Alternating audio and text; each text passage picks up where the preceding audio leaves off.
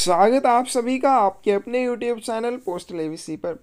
आज की वीडियो में उत्तराखंड सर्कल का एमटीएस पोस्टमैन का 2023 का क्वेश्चन पेपर कवर करेंगे। तो इसके मैथ वाले पोर्शन के लिए डिस्क्रिप्शन में लिंक आपको मिल जाएगा। बाकी आज डिपार्टमेंट और जीके वाले पोर्शन को कवर करेंगे।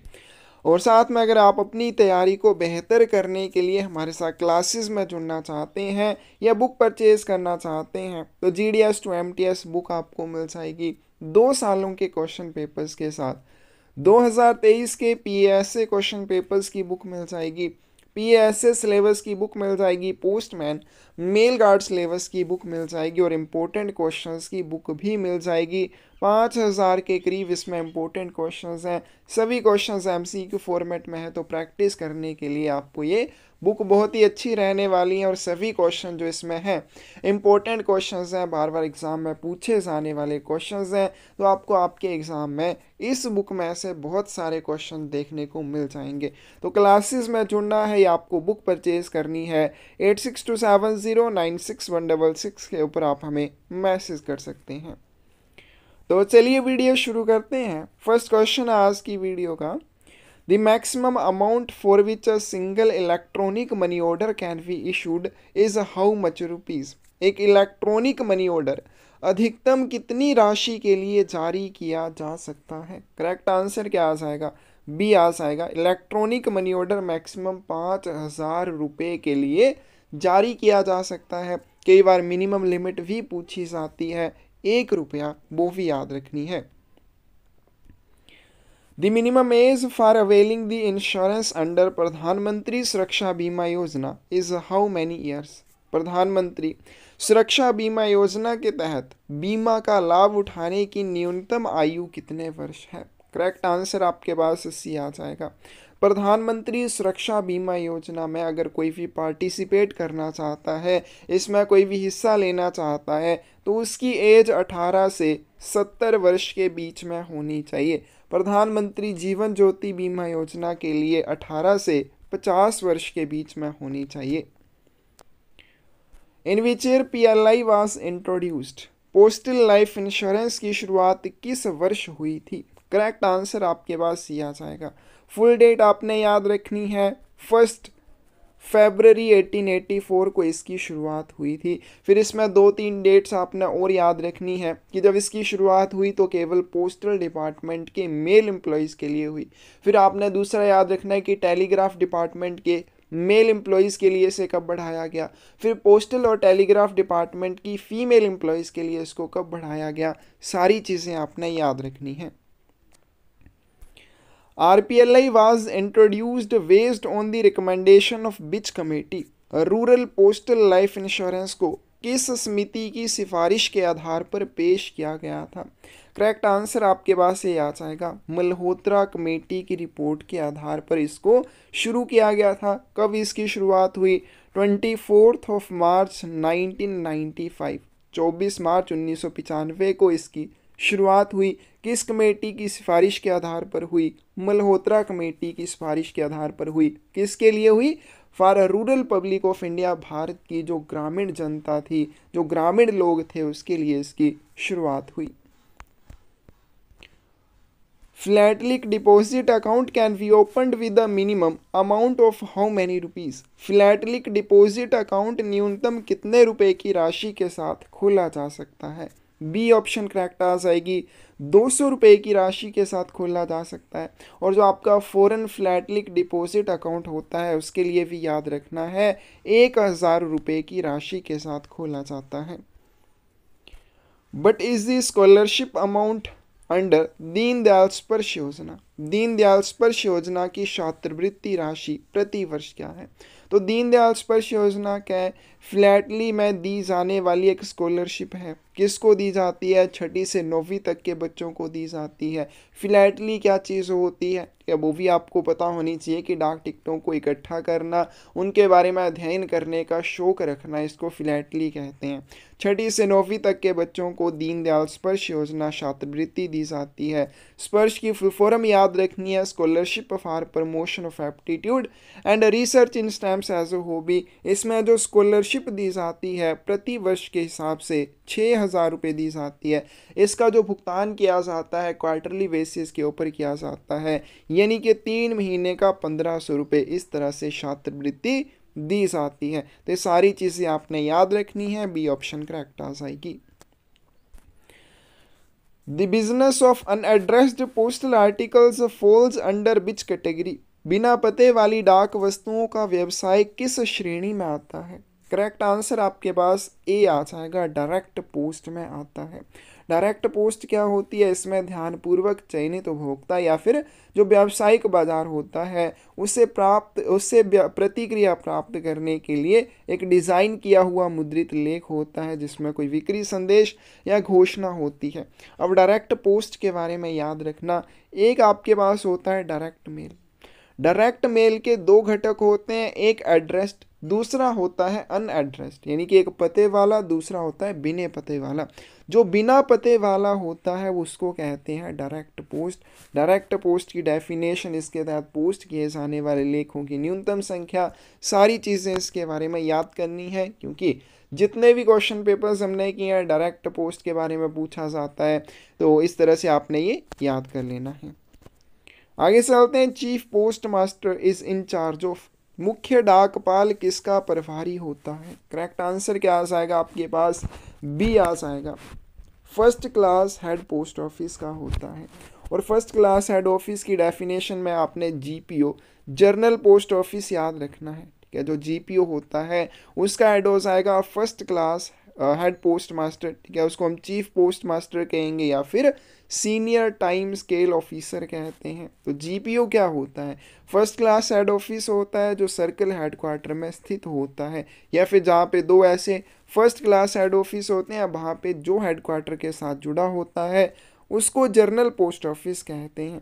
तो जर्नल पोस्ट ऑफिस जो होते हैं उनको फर्स्ट क्लास हेड ऑफिस कहते हैं। जो फर्स्ट क्लास हेड ऑफिस हैं वो सीनियर टाइम स्केल ऑफिसर के अंडर आते हैं, और उन सीनियर टाइम स्केल ऑफिसर्स को चीफ पोस्ट मास्टर कहा जाता है। तो ये आपने याद रखना है, ए बी ऑप्शन करेक्ट आ जाएगी। The minimum monthly speed post business for a customer to categorize as a bulk customer is how much rupees? थोक ग्राहक के रूप में वर्गीकृत करने के लिए एक ग्राहक के लिए न्यूनतम मासिक स्पीड पोस्ट व्यवसाय कितना होना चाहिए? बी ऑप्शन करेक्ट आ जाएगी, 10,000 रुपये। तो किसी भी ऐसे व्यक्ति को हम बल्क कस्टमर कहेंगे जो एक माह में कम से कम 10,000 रुपये का स्पीड पोस्ट व्यवसाय प्रदान करता है। और स्पीड पोस्ट में जो डिस्काउंट दिया जाता है 50,000 रुपये से ज़्यादा का स्पीड पोस्ट बिजनेस होने पर दिया जाता है, यानी कि एक माह में 50,000 रुपये से जब ज़्यादा का स्पीड पोस्ट बिजनेस आप देते हैं तो वहाँ पर आपको डिस्काउंट दिया जाता है।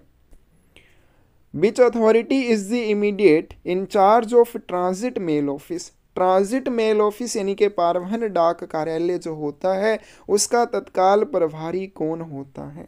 सी ऑप्शन करेक्ट आ जाएगी, मेल गार्ड या मेल एजेंट होता है। ट्रांजिट मेल ऑफिस क्या होता है? रेलवे डाक सेवा की शाखा है जहाँ पे बंद थैले प्राप्त किए जाते हैं और बंद थैले भेज दिए जाते हैं, लेकिन इस यूनिट में पत्रों की छंटाई नहीं की जाती है, तो इसको कहते हैं ट्रांजिट मेल ऑफिस। और ट्रांजिट मेल ऑफिस का इंचार्ज मेल गार्ड या मेल एजेंट होता है। Central bagging unit is part of which office? Central bagging unit किस कार्यालय का हिस्सा है? ए ऑप्शन करेक्ट आ जाएगी, सेंट्रल बैगिंग यूनिट या केंद्रीय बैगिंग यूनिट, दोनों इसके लिए आप सेम यू टर्म्स यूज़ की जाती हैं, या सेंट्रल बैगिंग यूनिट कहते हैं या केंद्रीय बैगिंग यूनिट कहते हैं। तो रेलवे डाक सेवा का ये हिस्सा होता है। तो ये क्या करता है, जो भी पोस्ट ऑफिस या मेल ऑफिस बंडल तैयार करते हैं उनको सीधे थैले में पहले उनको ग्रुप करेगा, उनको इकट्ठा करेगा, इकट्ठा करने के बाद एक डायरेक्ट बैग में उनको एनक्लोज कर देता है, बंद कर देता है। तो ये हो जाएगा सेंट्रल बैगिंग यूनिट या केंद्रीय bagging unit, railway mail service office का ये हिस्सा होता है। Which office deals with the unclaimed articles? कौन सा कार्यालय लावारिस वस्तुओं का निपटान करता है?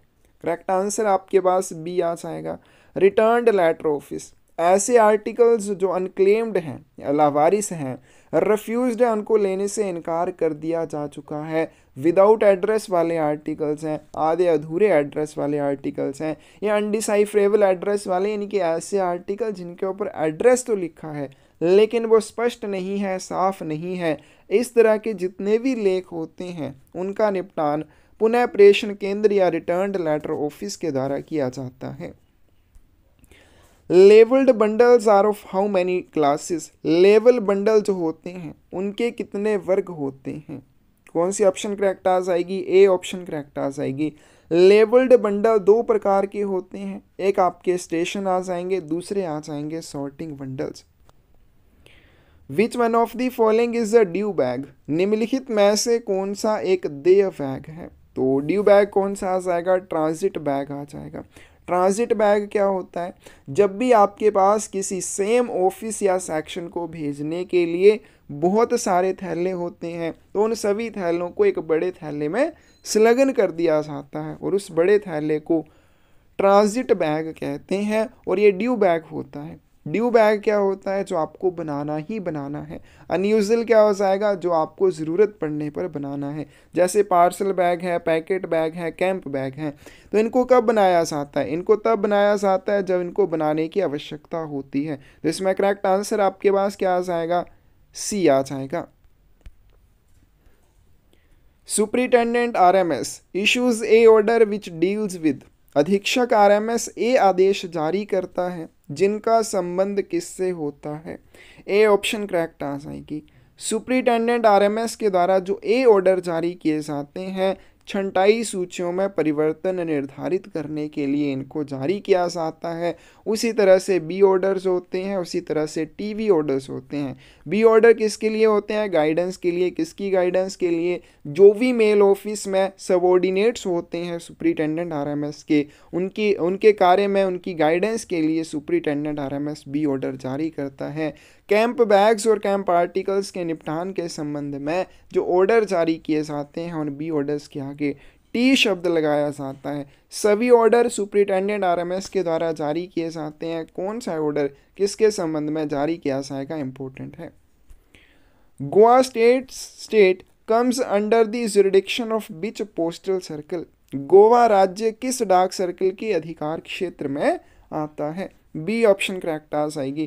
तो इसके लिए मैंने पहले भी बताया आपको कैसे याद रखना है। जीएम करके आप इसको याद रखेंगे। जीएम मतलब गुड मॉर्निंग भी आप शॉर्ट टर्म में बोलते हैं। तो जी से क्या हो जाएगा आपके पास? गोवा। एम से क्या हो जाएगा? महाराष्ट्र हो जाएगा। The headquarters of Army Postal Services is located in which city? सेना डाक सेवाओं का मुख्यालय किस शहर में स्थित है?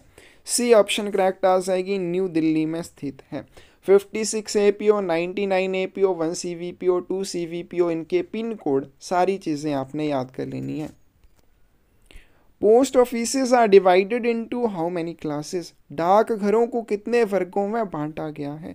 तो डाक घरों को 3 वर्गों में बांटा गया है। सबसे पहला इसमें सबसे उच्च श्रेणी का डाकघर हेड ऑफिस, उससे निम्न श्रेणी का डाकघर सब ऑफिस और सबसे निम्न श्रेणी का डाकघर ब्रांच ऑफिस आ जाएगा।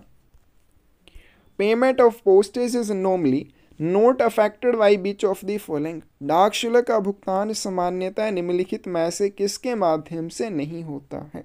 करेक्ट आंसर आपके पास बी आ जाएगा।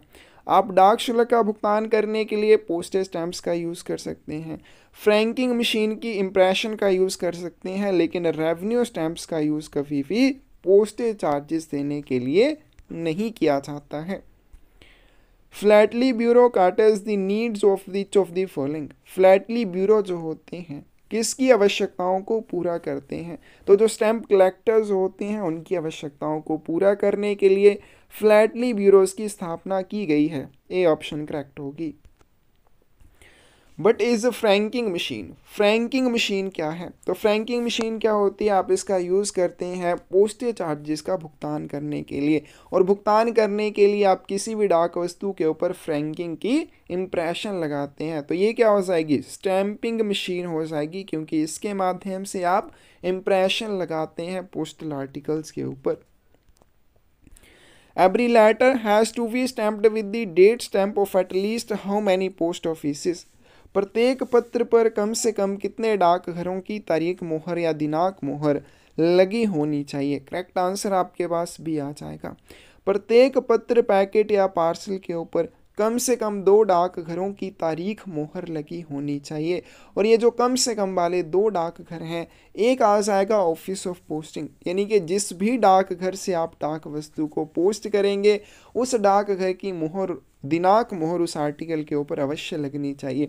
दूसरा, जो डाकघर उस डाक वस्तु का वितरण करेगा उस डाकघर की स्टैंप भी, यानी कि कौन सी स्टैंप? डेट स्टैंप, इस लेटर, पैकेट या पार्सल के ऊपर अवश्य लगनी चाहिए। तो ये कम से कम वाले 2 डाकघर हो जाएंगे, ऑफिस ऑफ पोस्टिंग और office of delivery. Articles meet to foreign countries addressed should be written in which letters, विदेशों को संबोधित लेख किन अक्षरों में लिखे जाने चाहिए? कोई भी डाक वस्तु जब फॉरेन कंट्री के लिए भेजेंगे उसके ऊपर जो एड्रेस लिखा जाएगा वो कैसे लिखते हैं? रोमन लेटर्स और अरबिक फिगर्स में लिखते हैं। तो हमसे यहाँ पे पूछा गया कि कौन से लेटर्स का आप यूज़ करेंगे? रोमन लेटर्स का यूज़ किया जाता है। 23 की करेक्ट ऑप्शन आपके पास बी आ जाएगी। और अगर आपसे पूछा जाए कौन सी फिगर्स में लिखेंगे, अरबिक फिगर में लिखा जाता है। Generally stamps should be affixed in which area of the address side of envelope, आमतौर पर डाक टिकटें लिफाफे के पते की तरफ के किस क्षेत्र में चिपकाई जानी चाहिए? तो मान लीजिए आपके पास एक ये डाक वस्तु है, इसके ऊपर अगर आपसे पूछा जाए डाक टिकट कहाँ पे चिपकाए जाएंगे, आपका आंसर आ जाएगा यहाँ पे। तो ये कौन सा कोना है? Right hand top corner. अगर मैं इसके 4 हिस्से कर दूं, ये राइट साइड, ठीक है, राइट साइड अपर हो जाएगी यानी कि टॉप वाली, ये बॉटम राइट साइड, ये आपकी लेफ्ट अपर साइड और ये आपकी लेफ्ट बॉटम साइड आ जाएगी। तो डाक टिकट जो है इस वाले कोने में चिपकाए जाते हैं, राइट हैंड टॉप कॉर्नर में। तो इसका करेक्ट आंसर 24 का आपके पास ए आ जाएगा। Which authority can decide the availability of post boxes in certain post offices? कौन सा प्राधिकारी कुछ डाकघरों में पोस्ट बॉक्स की उपलब्धता तय कर सकता है? 25 की करेक्ट ऑप्शन आपके पास ये आ जाएगी, head of the circle, circle प्रमुख करता है। अब इसमें आपने याद रखना, अगर आपसे पूछा जाए कि मान लीजिए आपने पोस्ट बॉक्स किराए पर लेना है तो उसके लिए आवेदन आप किसको करेंगे? हेड ऑफ सर्कल मत कर देना, तब क्या आ जाएगा? संबंधित पोस्ट मास्टर को आवेदन आप करेंगे। कौन कौन से डाकघरों में पोस्ट बॉक्स फैसिलिटी आपको मिल जाएगी, इस चीज़ के बारे में कौन निर्धारित करता है? इस चीज़ के बारे में हेड ऑफ सर्कल यानी कि चीफ पोस्ट मास्टर जनरल निर्धारित करता है। और अगर आपने पोस्ट बॉक्स किराए पर लेना है तो इसके लिए आपको निर्धारित प्रपत्र पर आवेदन संबंधित पोस्ट मास्टर को करना है। Official postal articles when posted by authorized government officials must bear the superscription as, अधिकृत सरकारी अधिकारियों द्वारा पोस्ट किए जाने पर आधिकारिक डाक लेखों पर क्या लिखा होना चाहिए? 26 की ए ऑप्शन करेक्ट आ जाएगी, ऑन इंडिया गवर्नमेंट सर्विस लिखा होना चाहिए। तो जब भी कोई सरकारी अधिकारी, इसमें 2 चीज़ें आपको ये ध्यान रखनी है, अगर कोई भी डाक टिकटों का यानी कि कौन सी जो आपकी सर्विस पोस्टेज स्टैंप्स होती हैं, सेवा डाक टिकटें होती हैं, उनका उपयोग करने के लिए अधिकृत सरकारी अधिकारी डाक वस्तु पोस्ट करता है तो on India government service superscription का यूज़ किया जाएगा। लेकिन कोई भी ऐसा व्यक्ति जो गवर्नमेंट ऑफिशियल नहीं है लेकिन वो सर्विस स्टैंप्स का यूज़ करने के लिए अधिकृत है, अगर वो डाक वस्तु को पोस्ट करेगा तो क्या उसके ऊपर सुपरस्क्रिप्शन होगी? ऑन सर्विस सुपरस्क्रिप्शन होगी। The maximum weight limit for a consignment under speed post is, speed post के अंतर्गत किसी खेप के लिए अधिकतम वजन सीमा क्या है? तो स्पीड पोस्ट में मैक्सिमम आप 35 किलोग्राम वेट तक की वस्तु भेज पाएंगे। 27 की डी ऑप्शन करेक्ट आ जाएगी। Registration is compulsory for which of the following, निम्नलिखित में से किसके लिए पंजीकरण अनिवार्य है? तो बुक पैकेट या पैटर्न पैकेट भेजते हैं उसमें आपकी रजिस्ट्रेशन कंपलसरी नहीं है। ब्लाइंड लिटरेचर पैकेट भेजते हैं, रजिस्ट्रेशन इसमें भी कंपलसरी नहीं है। लेकिन जब भी आप कोई इंश्योर्ड आर्टिकल भेजते हैं, बीमित वस्तु भेजते हैं, तो उसके लिए इंश्योरेंस, उसके लिए रजिस्ट्रेशन कंपलसरी हो जाती है। कोई भी पार्सल जिसका वजन 4 किलोग्राम से अधिक नहीं है उसके लिए भी रजिस्ट्रेशन कंपलसरी नहीं है, लेकिन जब भी कोई पार्सल 4 किलोग्राम से अधिक का होगा तो उसके लिए रजिस्ट्रेशन कंपलसरी हो जाएगी।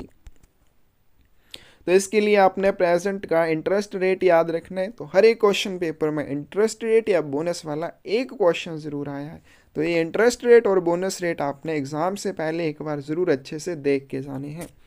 The maximum deposit amount limit for senior citizen savings scheme is how much? वरिष्ठ नागरिक बचत योजना के लिए अधिकतम जमा राशि सीमा कितनी है? 30th की डी ऑप्शन करेक्ट आ जाएगी। तो सीनियर सिटीजन में मैक्सिमम आप 30 लाख रुपए डिपॉजिट कर सकते हैं, न्यूनतम 1000 रुपये। 1000 से ज़्यादा करना चाहते हैं तो 1000 के मल्टीपल में यानी कि 2000, 3000 इस तरह से कर सकते हैं। आगे चलते हैं, जीके के क्वेश्चंस हैं। Which of the following river drains its water into Arabian sea? निम्नलिखित में से कौन सी नदी अपना पानी अरब सागर में गिराती है? करेक्ट आंसर आपके पास ये आ जाएगा नर्मदा नदी। With how many states Uttarakhand share its boundary? अभी आपने अपने स्टेट का देखना है, आपने दूसरे स्टेट को नहीं जाना है। आपने अपने स्टेट के लिए क्वेश्चन जो है ध्यान रख लेना है कि आपके स्टेट के साथ कितने राज्यों की बाउंड्री लगती है, या किसी देश के साथ बाउंड्री लगती है, या कहीं समुद्र के साथ बाउंड्री लगती है, तो वो चीज़ें आपको आनी चाहिए। तो इसमें आपने उत्तराखंड के लिए पूछा है, तो इसका करेक्ट आंसर भी आ जाएगा, 2 के साथ लगती है, लेकिन आपने अपने स्टेट के लिए देखना है। Who is 15th president of India? Bharat के 15वें राष्ट्रपति कौन है? ए ऑप्शन करेक्ट आ जाएगी, श्रीमती द्रौपदी मुर्मू। फिर आगे, who is the present chief of Uttarakhand? तो ये भी आपने अपने स्टेट के लिए देख लेना कि आपके स्टेट का जो प्रेजेंट में चीफ है वो कौन है। Who was the first Indian to receive the Nobel prize? Nobel पुरस्कार प्राप्त करने वाले प्रथम भारतीय कौन थे? 35 की ए ऑप्शन करेक्ट आ जाएगी, Rabindranath Tagore ji. With which sports miss Nikhat Zareen is associated? Nikhat Zareen जो है वो किस खेल से संबंधित है? तो इंडियन बॉक्सर हैं। 36 की बी ऑप्शन करेक्ट आ जाएगी। India's freedom struggle the famous non corporation movement started in which year? Bharat का स्वतंत्रता संग्राम प्रसिद्ध असहयोग आंदोलन किस वर्ष शुरू हुआ था? 37 की बी ऑप्शन करेक्ट आ जाएगी, 1920 में। Dance Kathak has its roots in which state? Kathak नृत्य की जड़ें किस राज्य में हैं? 38 की डी ऑप्शन करेक्ट आ जाएगी, उत्तर प्रदेश में। In which year state Uttarakhand came into existence? Uttarakhand राज्य किस वर्ष अस्तित्व में आया? तो इसके लिए आपने अपने स्टेट का याद रखना है, या जो सबसे लास्ट में राज्य बना है उसके लिए याद रखना है। तो इस तरह से आपने क्वेश्चंस को अपने स्टेट के लिए याद करना है, क्योंकि स्टेट वाले क्वेश्चन भी पूछे जाते हैं। तो 39 की बी ऑप्शन करेक्ट आ जाएगी, वर्ष 2000 में। Ethics is related of? नैतिकता का संबंध किससे है? कंडक्ट से, आचरण से। बी ऑप्शन करेक्ट आ जाएगी। आगे चलते हैं, उत्तराखंड सर्कल के लिए पोस्टमैन मेल कार्ड का सेकंड पेपर। फर्स्ट क्वेश्चन है इसमें, but is the amount below which the insured article is delivered in the ordinary manner? वह राशि क्या है जिससे कम होने पर बीमाकृत लेख को साधारण तरीके से वितरित किया जाता है? करेक्ट आंसर ए आ जाएगा। कोई भी आर्टिकल अगर उसकी इंश्योरेंस वैल्यू यानी कि जितने के लिए उसकी इंश्योरेंस करवाई है वो राशि अगर 500 रुपये से कम है तो उस डाक वस्तु का वितरण नॉर्मली किया जाएगा। नॉर्मली मतलब क्या हो जाएगा? डाकिए के माध्यम से किया जाएगा। लेकिन अगर 500 रुपीज़ से ज़्यादा के लिए इसकी इंश्योरेंस की गई होगी तो उस डाक वस्तु का वितरण डाक घर में किया जाएगा। वीपी आर्टिकल के लिए ये लिमिट कितनी है? 100 रुपये। 100 रुपये से कम की राशि का वीपी आर्टिकल है, ऑर्डिनरी मैनर में उसका वितरण होगा। 100 रुपये से ज़्यादा के लिए इंश्योरेंस उसकी की हुई है तो उसके वितरण के लिए फिर पोस्ट ऑफिस में ही आना पड़ेगा। For what period can a registered article be detained at the delivery post office? एक पंजीकृत लेख को वितरण डाक घर में किस अवधि के लिए रोक कर रखा जा सकता है? करेक्ट आंसर आपके पास ये आ जाएगा, 7 दिनों की अवधि के लिए रोक कर रखा जा सकता है अगर प्राप्तकर्ता ना मिले। लेकिन अगर प्राप्तकर्ता डाक वस्तु को लेने से इनकार करता है तो उस डाक वस्तु को तुरंत प्रेषक को वापस कर दिया जाएगा। But remark should be given on the article when the addressee is not able to take delivery of the article within 7 days even after applying for detaining of it. जब प्राप्तकर्ता लेख को रोकने का आवेदन करने के बाद भी 7 दिनों के भीतर उसका वितरण नहीं ले पाता है तो लेख पर क्या टिप्पणी दी जाएगी? ए ऑप्शन करेक्ट आ जाएगी, रिफ्यूज्ड लिख दिया जाएगा। अब मान लीजिए आपने एक पंजीकृत डाक वस्तु प्राप्तकर्ता को प्रस्तुत की वितरण के लिए, लेकिन प्राप्तकर्ता उस समय उसका वितरण नहीं लेता है, लेकिन वो डाकघर में उस डाक वस्तु को रोक कर रखने के लिए लिखित में आवेदन देता है, तो उस डाक वस्तु को 7 दिनों की अवधि के लिए डाकघर में रोक कर रखा जाएगा। लेकिन अगर उन 7 दिनों की अवधि में भी प्राप्तकर्ता उस डाक वस्तु का वितरण नहीं लेता है तो ऐसी स्थिति में उस डाक वस्तु के ऊपर रिफ्यूज्ड रिमार्क देके उसको वापस कर दिया जाएगा। A person changing his address should inform about his change to the. अपना पता बदलने वाले व्यक्ति को अपने बदले हुए पते के बारे में किसको सूचित करना चाहिए? ए ऑप्शन करेक्ट आ जाएगी, to both the post offices of old address and new address. पुराने पते और नए पते वाले दोनों डाकघरों को वो इन्फॉर्म करेगा।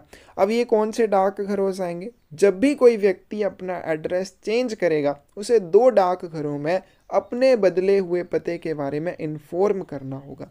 पहला डाकघर कौन सा होगा? जो उसके पुराने पते वाला डाकघर है, यानी कि जहाँ पर वो रहता था उस वाले डाकघर को वो इन्फॉर्म करेगा। दूसरा, वो नई जगह पे रहेगा जाके उस नई जगह के डाकघर को भी वो अपने न्यू एड्रेस के बारे में इन्फॉर्म करेगा। तो ए ऑप्शन करेक्ट आ जाएगी। Unclaimed articles are sent to. लावारिस लेख कहाँ को भेजे जाते हैं? करेक्ट आंसर डी आ जाएगा। तो जैसे हमने एमटीएस वाले पेपर में भी अभी पीछे किया कि कोई भी आपका अनक्लेम्ड आर्टिकल है, रिफ्यूज्ड आर्टिकल है, विदाउट एड्रेस आर्टिकल है, या फिर अनडिसाइफरेबल एड्रेस वाला आर्टिकल है, या इनकम्प्लीट एड्रेस वाला आर्टिकल है, इस तरह की जितनी भी डाक वस्तुएं होती हैं उनका निपटान कहाँ पे किया जाता है? पुनः प्रेषण केंद्र में किया जाता है। Head postman may be interested with which of the following work. प्रधान डाकिये को निम्नलिखित में से कौन से कार्य दिए जा सकते हैं? मनी कन्वेंस, धन परिवहन का कार्य उसको दिया जा सकता है, यानी कि टाउन सब ऑफिसेज को नकदी लेकर जाना या ट्रेजरी को नकदी लेकर जाना या वहाँ से नकदी लेकर आना। डिलीवरी ऑफ रिटर्न्ड आर्टिकल्स, अब ये क्या हो जाएगा? लौटाए गए लेखों की डिलीवरी। इसका क्या अर्थ होगा? जब भी बाकी डाकियों को डाक वस्तुएं वितरित करने के लिए दी जाती हैं और उन डाकियों के द्वारा जो भी डाक वस्तुएं रिफ्यूज्ड के रूप में या लावारिस के रूप में वापस लाई जाती हैं वो एक बार फिर से प्रधान डाकिये को वितरित करने के लिए दी जाती हैं। इंक्वायरी इनटू माइनर कंप्लेंट्स, अगर छोटी मोटी किसी की कोई शिकायत है तो उसके बारे में जांच करना भी प्रधान डाकिये का काम होता है। करेक्ट आंसर क्या आ जाएगा? डी आ जाएगा। ये सभी काम प्रधान डाकिये को दिए जा सकते हैं। Postman are expected to know which of the following. डाकियों से निम्नलिखित में से क्या जानने की अपेक्षा की जाती है? यानी कि जो डाकिये होते हैं उनसे क्या उम्मीद की जाती है कि उन्हें किस चीज़ के बारे में पता होना चाहिए? Basic information about postal charges, डाक शुल्क के बारे में बुनियादी जानकारी उनको होनी चाहिए, यानी कि किसी भी डाक वस्तु के ऊपर अर्थात जो इनलैंड पोस्टल आर्टिकल्स होती हैं उनके ऊपर कितने पोस्टल चार्जेस लगेंगे, इस चीज़ के बारे में उसको जानकारी होनी चाहिए। Ability to fill the basic forms, अब जैसे कोई आपका एक्नोलेजमेंट फॉर्म है या अपने अकाउंट ओपन करना है या पैसे डिपॉजिट करने हैं, विड्रॉल करने हैं, इलेक्ट्रॉनिक मनी ऑर्डर है, तो ये क्या होते हैं? बेसिक फॉर्म होते हैं, उनको भरने में वो सक्षम होना चाहिए। Ability to explain the features of post office saving schemes, डाकघर बचत योजनाओं के बारे में अगर उसे किसी को बताना हो तो उनको बताने में या वो उनको एक्सप्लेन करने में कि इसका क्या फ़ायदा है, कैसे अकाउंट ओपन होगा, ये सारी चीज़ें एक्सप्लेन करने में, क्या उसके फीचर्स है वो बताने में सक्षम होना चाहिए। तो इसका करेक्ट आंसर भी आपके पास 7th का डी आ जाएगा। But is the nomenclature of postman's book, डाकिया की किताब का नामकरण क्या है? पोस्टमैन बुक जो है MS-27 के ऊपर बनाई जाती है। सी ऑप्शन करेक्ट आ जाएगी। Transfer of articles from one postman to other is done with the permission of which authority, एक डाकिये से दूसरे डाकिये को लेखों का अगर ट्रांसफ़र करना है तो किस अधिकारी की आज्ञा से किया जाता है। करेक्ट आंसर आपके पास क्या आ जाएगा, बी आ जाएगा। अब मान लीजिए एक डाक वस्तु एक डाकिये को दी जाती है, लेकिन उस डाक वस्तु का प्राप्तकर्ता दूसरे डाकिये की गश्त के भीतर रहता है, तो पहला डाकिया उस डाक वस्तु को वापस डाक घर में लेके आएगा, लेकिन वो डायरेक्टली उस डाक वस्तु को दूसरे डाकिये को नहीं सौंपेगा। इसके लिए क्या चाहिए, डिलीवरी असिस्टेंट की परमिशन चाहिए। It is the responsibility of the postman to sign a registered and the parcel abstract, but is there nomenclature? यह पोस्टमैन का दायित्व है कि वह रजिस्टर्ड तथा पार्सल सार पर हस्ताक्षर करे। किस चीज़ के लिए, जो भी डाक वस्तुएं उसे पत्र डाक की और पार्सल डाक की वितरण के लिए दी जाती हैं, उनके लिए उसे रजिस्टर्ड और पार्सल एब्स्ट्रैक्ट के ऊपर हस्ताक्षर करने होते हैं। तो रजिस्टर्ड एब्स्ट्रैक्ट और पार्सल एब्स्ट्रैक्ट कौन से फॉर्म के ऊपर बनता है, RP33 और RP8 के ऊपर बनता है। ए ऑप्शन करेक्ट आ जाएगी। तो रजिस्टर्ड एब्स्ट्रैक्ट RP33 और आपका पार्सल एब्स्ट्रैक्ट जो है वो RP8 के ऊपर बनेगा। Book of receipts for intimations and notice delivered contains which of the following, वितरित की गई सूचनाओं और नोटिसों की रसीदों की पुस्तक में निम्नलिखित में से क्या शामिल होता है। करेक्ट आंसर क्या आएगा, इसमें information related to VP articles, VP लेखों से संबंधित जानकारी, क्षतिग्रस्त डाक वस्तुओं से संबंधित notice, information related to some parcel, कुछ पार्सलों से संबंधित जानकारी। करेक्ट आंसर आपके पास डी आ जाएगा। अब जो book of receipts for intimations and notice delivered होती है, प्रत्येक डाकिये के पास होती है। इसमें कुछ डाक वस्तुओं से संबंधित सूचनाएं या विवरण उनके इसमें लिखे जाते हैं। वो आपकी कौन कौन सी डाक वस्तुएं हैं, थ्योरी से आपने अच्छे से कर लेनी है। जैसे कोई पार्सल है 10 किलोग्राम से ऊपर है, और वितरण करने के लिए डाकिया उसको नहीं लेके जाता है, तो ऐसे पार्सल का वितरण डाकघर में होगा, लेकिन उसके लिए क्या है, एक नोटिस भेजा जाएगा एड्रेसी को, तो उसके विवरण वो इस पुस्तक में दर्ज करेगा। फिर कुछ BP आर्टिकल्स होते हैं, कुछ वैल्यू से अगर वो ज़्यादा है तो डाकिया उनका वितरण नहीं करेगा, तो उसके लिए क्या भेजी जाएगी, इन्फॉर्मेशन या नोटिस भेजा जाता है। तो इस तरह से जितनी भी चीज़ें रहेंगी जिनके बारे में इन्फॉर्मेशन या नोटिस भेजा जाता है एड्रेसी को, वो इस पुस्तक में उनके विवरण दर्ज किए जाते हैं। The postman's beat is determined by the, डाकिये की गश्त किसके द्वारा निर्धारित की जाती है। सबसे पहले गश्त आपको पता होना चाहिए होती क्या है, तो वह क्षेत्र जिसके भीतर उसे अपने निर्धारित कर्तव्यों का पालन करना होता है, और उस डाकघर को भी उसमें गिना जाएगा जो उसके साथ जुड़ा हुआ है। यानी कि डाकिया जिस भी डाकघर के साथ जुड़ा हुआ होगा, वह डाकघर भी उसकी गश्त या उसकी बीट में आएगा। तो इसका करेक्ट आंसर डी आ जाएगा। प्रत्येक डाकिये की गश्त पोस्ट मास्टर के द्वारा निर्धारित की जाती है। पोस्टमैन्स रिस्पॉन्सिबिलिटीज इंक्लूड, डाकिया की जिम्मेदारियों में क्या शामिल है। पोस्टल बिजनेस इंफॉर्मेशन, डाक व्यवसाय की जानकारी उसे होनी चाहिए। Precise checking of male getting for delivery, उसके बाद वितरण के लिए जो भी डाक वस्तुएं उसे दी जाती हैं उन सभी डाक वस्तुओं की ध्यानपूर्वक जांच करना।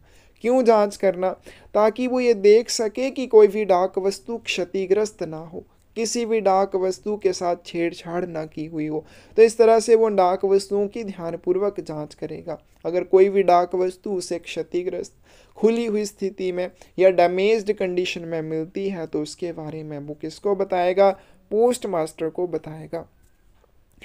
Take a receipt for a registered and insured mail, जब भी वो पंजीकृत या बीमित डाक वस्तुओं का वितरण करेगा तो उसके लिए रसीद के ऊपर प्राप्तकर्ता से हस्ताक्षर लेगा। 13th की डी ऑप्शन करेक्ट आ जाएगी। तो ये सभी पोस्टमैन की जिम्मेदारियां होती हैं। Aggregate value of VP COD money order banking IPPV which is given to a postman not exceed to, VP COD money order banking IPPV का कुल मूल्य जो एक डाकिये को दिया जा सकता है कितने से ज़्यादा नहीं होना चाहिए। करेक्ट आंसर डी आ जाएगा। तो एक डाकिये को मैक्सिमम 40,000 रुपीज़ दिए जा सकते हैं। मान लीजिए उसने क्या है कोई भी VP आर्टिकल लेके जाना है, तो अगर वीपी आर्टिकल्स के ऊपर रिकवर की जाने वाली राशि जो है वो 40,000 से अधिक होगी तो एक ही डाकिए को एक टाइम पे नहीं दिए जाएंगे। अगर दिए जाते हैं सिक्योरिटी के लिए प्रधान डाकिया साथ में जाएगा या अन्य कोई डाकिया साथ में जाएगा तो मैक्सिमम उसको दिया जा सकता है कि 40,000 रुपीज़ तक की टोटल मूल्य हो सकता है। जैसे उसने IPPV की ट्रांजैक्शंस करनी है, मान लीजिए 10,000 रुपये की ट्रांजैक्शंस करनी है, फिर उसने बैंकिंग के लिए इनके AEPS करनी है, उसके लिए उसको 20,000 चाहिए, ठीक है। और उसके लिए अब बीपी आर्टिकल भी उसको दिए हैं वितरित करने के लिए, इससे वो क्या करेगा, एड्रेसी से पैसे लेगा, वसूल करेगा तो 10,000 रुपये इसके, तो टोटल 40,000 हो गया। इससे ज़्यादा अगर कुछ भी होगा तो वो नहीं उसको दिया जाएगा। तो डी ऑप्शन जो है करेक्ट आ जाएगी। A postman can be given additional duty as, एक डाकिया को कौन सा अतिरिक्त कर्तव्य दिया जा सकता है? तो टेबल सॉर्टिंग में, यानी कि टेबल छंटाई में सहायता करने का उसको काम दिया जा सकता है। डायरेक्ट पोस्ट के अंदर डाक वितरित करने की ड्यूटी उसको दी जा सकती है। RPLI या PLI के लिए एजेंट के रूप में काम उसको करना पड़ सकता है। तो ये सभी एडिशनल ड्यूटीज़ हैं जो पोस्टमैन को दी जा सकती हैं। 15th की आपके पास डी ऑप्शन करेक्ट आ जाएगी। Which of the following are supplied to each set of mail office, निम्नलिखित में से कौन सा मेल कार्यालय के प्रत्येक सेट को आपूर्ति किया जाता है? करेक्ट आंसर क्या आ जाएगा आपके पास? डी आ जाएगा। डेट स्टैंप दी जाती है, name stamp, date seal, detained late fee, not paid stamp भी दी जाती है। तो इसका करेक्ट आंसर क्या आ जाएगा? डी आ जाएगा। Under whose personal custody does the portfolio always remain, portfolio सदैव किसकी व्यक्तिगत अभिरक्षा में रहता है? तो करेक्ट आंसर क्या आ जाएगा? ए आ जाएगा। पोर्टफोलियो हमेशा हेड सॉर्टिंग असिस्टेंट या मेल गार्ड की पर्सनल कस्टडी में रहेगा। ए ऑप्शन करेक्ट होगी। विच अथॉरिटी इशूज दी स्टेशनरी रेट लिस्ट, स्टेशनरी दर सूची कौन सा प्राधिकरण जारी करता है? तो स्टेशनरी दर सूची क्या होती है? मंडल में जितने भी मेल ऑफिसेज होते हैं, पोस्ट ऑफिसेज होते हैं, ठीक है, मेल ऑफिस या सेक्शन होते हैं, ठीक है, इसमें ध्यान रखना कि मंडल में, डिवीज़न में जितने भी मेल ऑफिस या सेक्शन होते हैं उनके प्रत्येक सेट को आपूर्ति किए जाने वाले लेखों की संख्या या मात्रा को दर्शाती है स्टेशनरी रेट लिस्ट। इसको जारी करने वाला कौन है? अधीक्षक RMS, सुपरिटेंडेंट RMS के द्वारा ये जारी की जाती है। In which form the daily report of a set is prepared, किसी सेट की दैनिक रिपोर्ट किस प्रपत्र पर तैयार की जाती है? ए ऑप्शन करेक्ट आ जाएगी। MS 83 के ऊपर इसे तैयार किया जाता है। Into how many parts is the mail abstract divided, mail सार को कितने भागों में बांटा गया है? मेल एब्स्ट्रैक्ट को 2 भागों में बांटा गया है। कौन कौन से भाग हैं? एक आपका आ जाएगा मेल्स और दूसरा आपके पास आ जाएगा bags. Exchange of mail is done in accordance with the, mail का आदान प्रदान किसके अनुसार किया जाता है? यहाँ पे व्यू नहीं आएगा, ड्यू मेल लिस्ट के अनुसार किया जाता है। ए ऑप्शन करेक्ट आ जाएगी। तो किसी भी अनुभाग की ड्यू मेल लिस्ट क्या दर्शाती है? दर्शाती है कि उन घंटों को जिनके दौरान आपने डाक प्राप्त करनी है या प्रेषित करनी है। तो एक्सचेंज ऑफ मेल जो है वो किसके अकॉर्डिंग किया जाएगा? ड्यू मेल लिस्ट के अकॉर्डिंग किया जाएगा। Which authority is responsible for checking the conditions of transit bag in mail van? तो केस ट्रांजिट बैग की स्थिति की जांच के लिए कौन सा प्राधिकारी जिम्मेदार होता है? तो जब भी प्रारंभिक स्टेशन के मेल कार्यालय द्वारा अंतिम स्टेशन के मेल कार्यालय के लिए ट्रांजिट बैग बनाया जाता है, कौन सा बैग? केस ट्रांजिट बैग बनाया जाता है। तो टर्मिनल स्टेशन पर, अंतिम स्टेशन पर हेड सॉर्टिंग असिस्टेंट को व्यक्तिगत रूप से उसकी जांच करनी होती है। बी ऑप्शन करेक्ट आ जाएगी। Transit bag addressed to a section और mail office is to be open by the, किसी अनुभाग या मेल कार्यालय को संबोधित ट्रांजिट बैग किसके द्वारा खोला जाना चाहिए? सी ऑप्शन करेक्ट आ जाएगी। मेल गार्ड के द्वारा खोला जाता है। तो जब भी ट्रांजिट बैग किसी भी सेक्शन या मेल ऑफिस के लिए भेजा जाएगा उसको स्वयं मेल गार्ड या मेल एजेंट के द्वारा खोला जाएगा।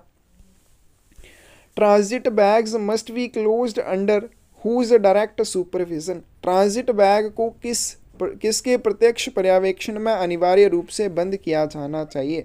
तो इसके लिए किसके डायरेक्ट सुपरविजन की आवश्यकता होती है, या तो हेड सॉर्टिंग असिस्टेंट हो, या हेड मेल गार्ड हो, या फिर मेल एजेंट हो। तो इसका करेक्ट आंसर आपके पास ये आ जाएगा, क्योंकि बाकी कोई नहीं दिया है लेकिन हेड सॉर्टिंग असिस्टेंट दिया है, ए ऑप्शन करेक्ट आ जाएगी। लास्ट क्वेश्चन है, the responsibilities of the mail agent और mail guard include. Mail agent या मेल गार्ड की जिम्मेदारियों में क्या शामिल है? तो processing of articles posted in van and office, van और कार्यालय में पोस्ट किए गए लेखों का प्रसंस्करण करना इसका काम है। Opening of transit bags send to section, अनुभाग को भेजे गए ट्रांजिट बैग इसके द्वारा खोले जाते हैं, कार्यपत्र इसके द्वारा तैयार किए जाते हैं, डी ऑप्शन करेक्ट आ जाएगी। ये सभी मेल एजेंट या मेल गार्ड की जिम्मेदारियां होती हैं। तो ये था आपके पास उत्तराखंड सर्कल का एमटीएस पोस्टमैन का 2023 का क्वेश्चन पेपर। किसी भी क्वेश्चन में डाउट हो या फिर आपको गलती नज़र आए, कमेंट सेक्शन में आप बता सकते हैं। क्लासेस में जुड़ना है या आपको बुक्स चाहिए तो 8627096166 के ऊपर आप हमें मैसेज कर सकते हैं। धन्यवाद।